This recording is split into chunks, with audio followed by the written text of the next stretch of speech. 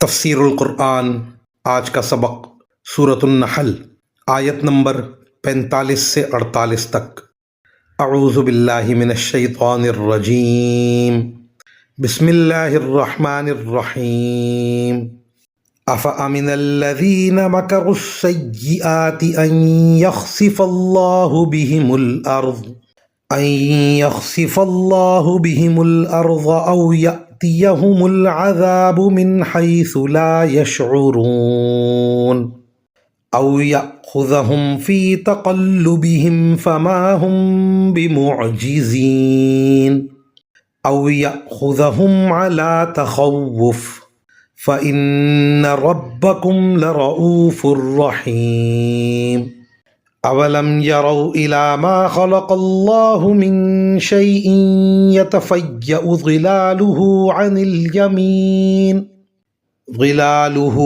اليمين والشمائل سجدا لله وهم داخرون۔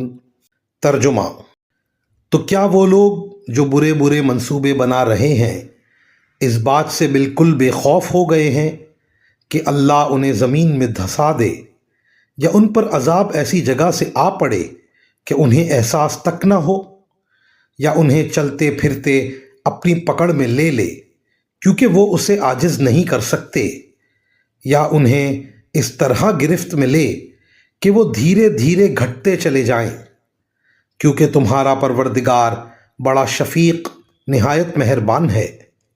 کیا انہوں نے نہیں دیکھا کہ اللہ نے جو چیز بھی پیدا کی ہے اس کے سائے اللہ کو سجدے کرتے ہوئے دائیں اور بائیں جھکے رہتے ہیں، اور وہ سب عاجزی کا اظہار کر رہے ہوتے ہیں۔ ان آیات کی تفسیر میں مفسرین کرام فرماتے ہیں کہ ایک دم سے تو عذاب آ کر انہیں ہلاک نہ کرے، لیکن اپنی بدعملی کی سزا میں دھیرے دھیرے ان کی افرادی قوت اور ان کا مال و دولت گھٹتا چلا جائے۔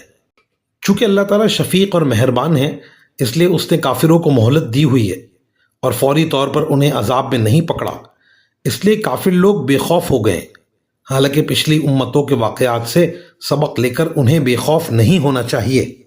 مزید فرمایا، انسان کتنا بھی مغرور یا متکبر ہو جائے، اس کا سایہ جب زمین پر پڑتا ہے تو عاجزی اور انکساری کا مظاہرہ کرتا ہے۔ اس طرح اللہ تعالیٰ نے ہر مخلوق کے ساتھ اس کے سائے کی شکل میں ایک ایسی چیز پیدا فرما دی ہے جو اس کے اختیار کے بغیر ہر وقت اللہ تعالیٰ کے آگے سجدہ ریز رہتی ہے۔ یہاں تک کہ جو لوگ سورج کی پوجا کرتے ہیں وہ خود تو سورج کے آگے جھک رہے ہوتے ہیں اور ان کے سائے اس کی مخالف سمت میں سجدہ ریز ہوتے ہیں۔ وآخر دعوانا ان الحمد للہ رب العالمین۔